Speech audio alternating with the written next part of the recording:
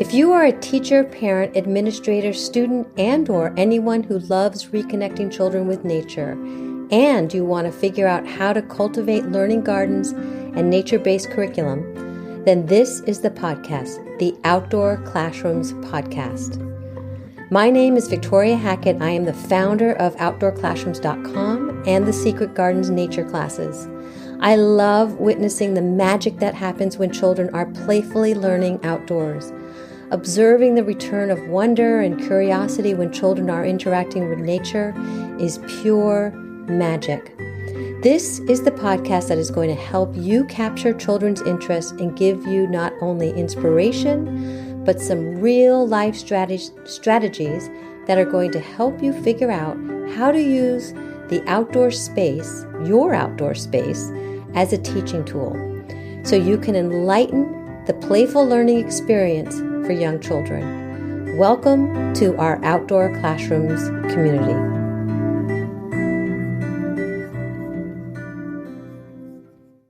Hey there, it's Victoria. We are going to dive into this episode in 1 second because it's so good. But before we do, I just want to ask you, did you know that I have an Outdoor Classrooms membership? Because it's the one thing that I am so excited about right now. It's called The Circle. This is a group of such amazing women and a few men, and I created it because it's what educators need. We need to surround ourselves with people who help us stay true to our identity as educators, who support the outdoor classroom movement, and who elevate our children's spirits, because we are the 5 people we spend the most time with. To solve our outdoor classrooms problems, we need to be with the people we can completely be ourselves with. Not only do we need to raise ourselves as educators, but we also don't need to be flawless parents and educators or take ourselves too seriously. That is the Circle membership. This is the space where you will feel so loved and so seen, if that is what you are looking for in your life and in your teaching practice. Just by being in this group, you will have the impression that you are developing into the educator and the person that you truly are. Every single week, there is something to tap into. Live Zoom sessions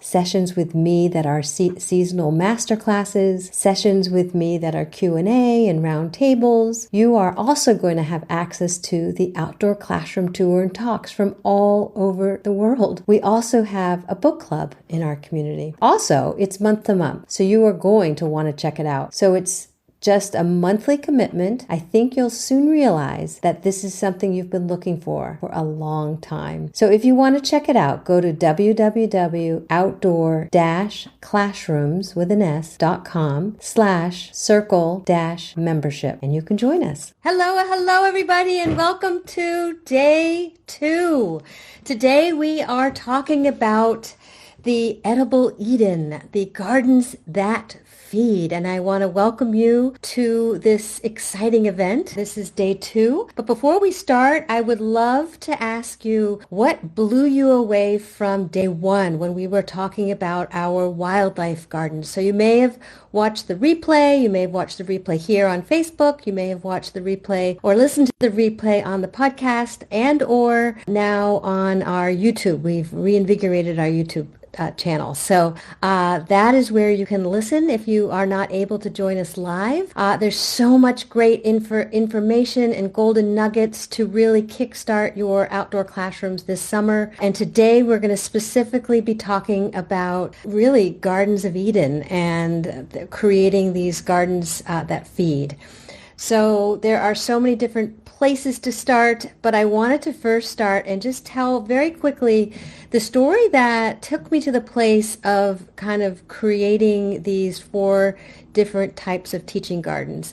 And many of you know this story, some of you don't know, but I just want to, it sort of get us to know each other. And again, I want to make this into an environment where we feel like we are chatting with our tea and at a coffee shop. So a little bit about where the 4 types of teaching gardens came from.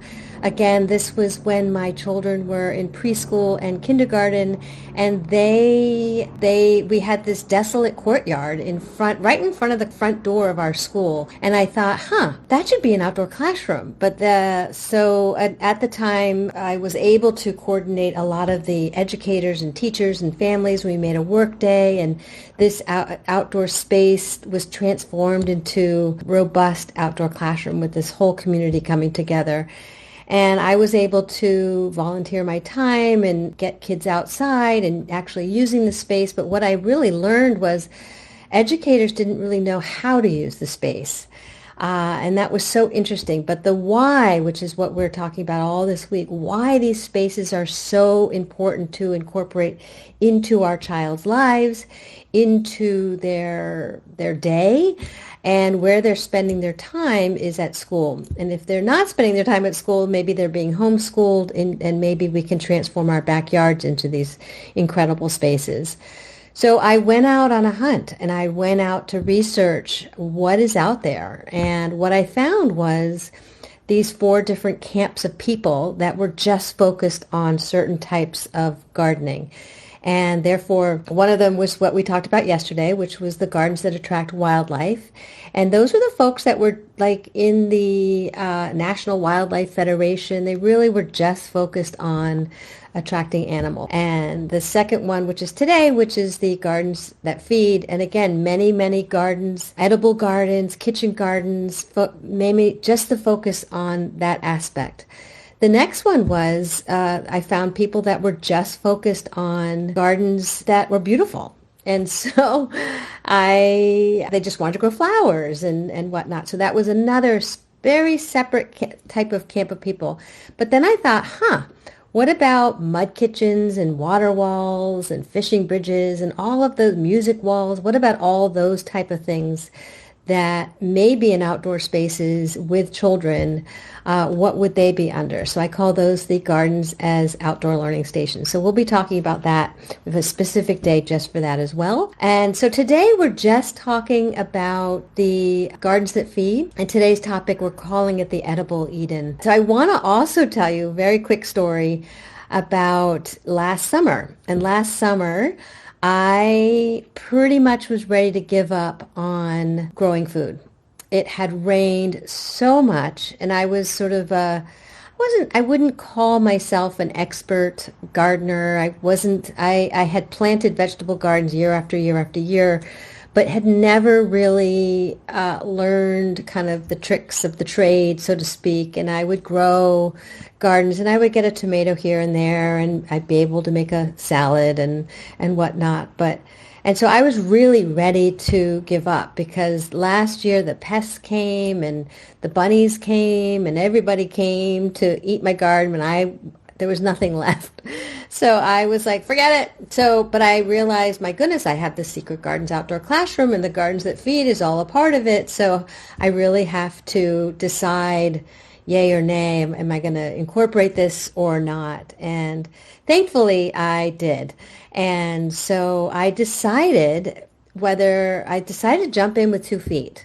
And what I did was I decided to become a gardenary consultant. So I paid for a huge course and taught myself and teaching myself through the course and information from the course really the proper way to garden in this method of gardening. So figured, okay, if I'm going to be teaching other people how to garden, I should really become my own consultant. So that's exactly what I did. So I am so excited about this journey to share this new expertise that I have been practicing in my own outdoor classroom and ready to share it with you. So my first question for today is, why gardens that feed? Why is it so important to incorporate this type of garden into our outdoor classrooms? So when I say outdoor classrooms, I also mean it could be in your backyard. It can be anywhere that you want it to be. So what are the benefits of these? And I interchangeably use kitchen gardens, edible gardens. What is the benefits of these type of gardens with kids? Benefits that I want to talk about today. And so the first one is the educational opportunities. So planting and maintaining a kitchen garden can actually teach kids about biology, ecology, and the environment. So they learn at a very young age, hopefully that you've started this garden when they are very young, where food comes from. I've had kids come to the secret gardens and they laugh because they're like, wow, that's a cucumber. Don't we buy the cucumber at the store? So again, as they get older, we can introduce plant growth, photosynthesis, and really the opportunity and the importance of soil health. And that's going to be the trick of the trade, right? So adding these edible gardens into your outdoor classroom can be also used in all types of subjects. So at the most recent Massachusetts Environmental Education Conference, I went to a workshop and they were talking about their Gardens that Feed and their edible garden and how they incorporate into their French classes, their high school French classes, and how they incorporate what they would plant carrots, all different colors, and that they had to then talk about those carrots in French in all different colors. So it makes it hands-on, it makes it real, it makes it purposeful. So it's far more exciting than just giving worksheets and whatnot, but a real hands-on approach, which is number 2, which is hands-on. I think all 4 of these types of gardens provide hands-on learning. They also provide experiences where children can just get out of the classroom and they can engage physically with the subject matter that they are learning about. But at the same time, they're also in the Gardens that Feed. They're digging, they're planting, they're watering, and they're really enhancing their own understanding of the natural world. So number 3 takes us to children gaining healthy eating habits. So you'll be amazed that when children are actually growing their own food, they're so curious about what it tastes like that they'll actually be more apt to taste it. And that will encourage better eating habits and an appreciation for nutritious meals. So that's the beauty, is when we can plant our own food, we can grow our own food and then harvest our own food and then take that right into the kitchen and create nutritious meals from that.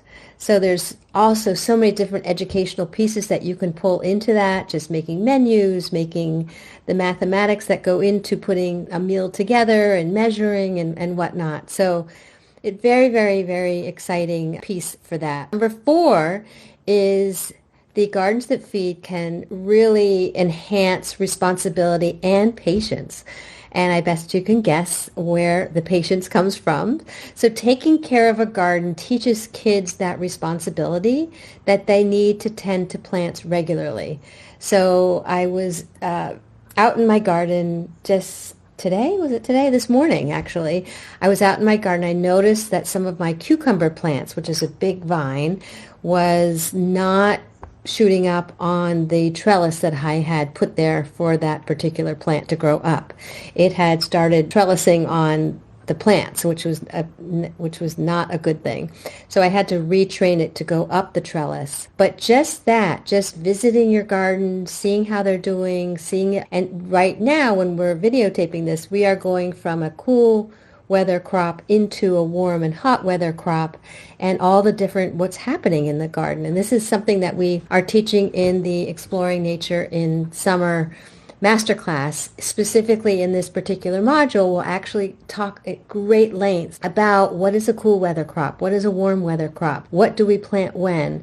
And educators who are participating in the masterclass will get PDFs and lists and tips and tricks for transitioning these gardens for each season, what to plant when and how, and so on and so forth. So, but all of this is enabling us to educate children about responsibility and patience. And that the patience is that they're going to plant a seed in the ground, and it's not going to happen right away, but over time, all of a sudden, they're going to get a bean. And all of a sudden, they're going to make these connections like, whoa, I just planted that, and look at that, it's growing. So it's so exciting. And then the other day, we had so many beans and peas growing that the kids were picking them off the vine, and it was just absolutely gorgeous. And one little girl goes, I love these. They taste wonderful. So she was so into it and so excited about just being able to pick it off the vine. And a memory. What a memory that is to have that for children. So it's our responsibility to create the environment where children can have those experiences. So number 5 is that the benefits of creating a garden that feeds, an Eden, is this connection to nature. So spending time in the garden fosters a deeper connection to the environment. Kids learn about an appreciation, they respect nature, and they're creating that relationship, which I'm saying over and over and over in all of these gardens. They're really creating that relationship. And that is in turn making them environmentally conscious. So you will notice that we are getting more storms lately. You'll notice that our earth is heating up. So it's our responsibility to educate and teach and advocate and teach our children to become advocates for nature and the environment so we can save our earth. And I truly, truly, truly believe that it is our responsibility, and that is one of the things that we can do to not only save the earth, but to also save our children. We have so many children that are obese and heavy and suffering from anxiety that when they go out into nature, this is we're saving each other here. All right. Number 6 is physical activity. So as I said before, gardening promotes physical activity. So no matter what age you are, my mother is 91 and she is still gardening. And I think that is what her secret sauce is, whether she knows it or not, that she is out there sitting on her stool and she's digging, she's planting, she's pulling weeds. And all of that changes our body chemistry and promotes such wonderful endorphins and whatnot. And there's so much research around this. So it's not only if you're 91 or you're 2. It's going to enhance the physical activity. That connection to nature is all beneficial in all types of gardens, but especially in our gardens that feed. It's also for children, again, all ages. It's developing those motor skills and pulling something off of a vine, digging. All of those are motor skills that we need to enhance and keep enhanced. All right, we have number 7, which is community building and bonding. So there's nothing better than having a garden that feeds and to really think about how that particular garden can be a catalyst to building your community. So whether you have farm-to-table events at your school or your program or your home, or you have an event or just the act of working together, like in our garden at my children's elementary school way back when, it was something that we were all doing together that brought the community together. So this is such a huge thing that is so simple that can easily bring folks together. And I will say over and over and over again, you don't have to be an expert. You just have to be curious, kind, willing to make those changes. Number 8 is stress relief and mental health, which I talked a little bit about in the physical activity but stress relief. So spending time outdoors and engaging in gardening activities can reduce and improve mental health. If you notice that when you're stressed, the best thing that you can do is actually go out into your garden and just start weeding, start moving plants around, just start tending the garden. All of a sudden, you will notice that stress has dissipated and that your mindset has shifted tremendously. All right, number 9 is creativity and curiosity. So gardening stimulates the curiosity and encourages kids to ask questions. So that flower there, what type of flower is that? So in the Exploring Nature in Summer Masterclass, we talk about leaves, root, and flower. And these 3 types of plants are the foundation of what we actually put into the garden. Then we also talk about what can we plant during what time so our garden will be successful. There's nothing worse than planting something and then you're the one leading it and all of a sudden everything dies. That is not, that this is why we are here. We are here to support you in the process so you will have a successful harvest with your children in your outdoor classroom. And all of the benefits are enormous. The creativity, the curiosity. Well, how is that plant growing? Why is that plant bigger or smaller? Or what should I plant around it to keep the pests away? All of those questions are answered in our Exploring Nature in Summer Masterclass. And that kicks off on July 3rd. We're very excited. All right, number 10, sustainability awareness, which I think I did touch upon, and just learning the importance of sustainable practices such as composting, water conservation, organic gardening. So again, all the tips and tricks for how do you water your garden and how can you really do that in a sustainable manner. And again, there's just so many other pieces to that as well. And really looking at lessons that can empower your children to be environmentally friendly. And so when they grow, that they too can be making friendly choices. And it's a domino effect. So we can affect one life, and that life can affect another one, and another one, another one, another one. So that's my hope here, is that kids can really truly have a rewarding experience inside these gardens that feed, and that they're successful. So we did get a couple questions here, and in terms of really looking at the why behind planting gardens that feed. So if you are thinking about growing a garden that feeds in your backyard or your outdoor classroom, there's a bunch of questions that we want to ask ourselves before doing that, because it can be a big undertaking, and you do want to make sure that this particular type of garden is successful with your children, especially. So question number 1, what is the primary goal of your garden? Are you aiming to enhance food security? Is there a focus on community building? Are you aiming to create yet another teaching garden? So question number 2, who will benefit from this garden? So is it going to be your community? Is it going to be the children that you're working with? Is it going to be your family? Who's going to benefit? Question number 3, what educational objectives do we have? Are you looking to teach sustainability, gardening practices? Are you looking to incorporate your curriculum into the garden that feeds? And how can you incorporate learning opportunities for children and adults? So the how is in our Exploring Nature in Summer Masterclass. If you want to learn the how and how to implement all of these types of gardens into your summer, that is where we have all the answers in our Exploring Nature in Summer Masterclass. It is dynamite. All right. So how will this garden support environmental sustainability? So you want to ask, what methods will you use to make the garden eco-friendly?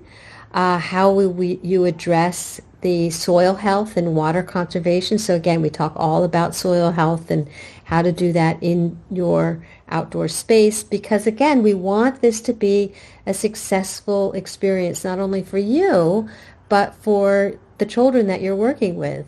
Again, last year, oh my goodness, I was ready to give up because it was such a disappointing experience, because I was kind of flying by the seat of my pants, thinking, I know what I'm doing. I'll just grow this. I'll put this in the ground. And I didn't check the soil. I didn't know about plant families.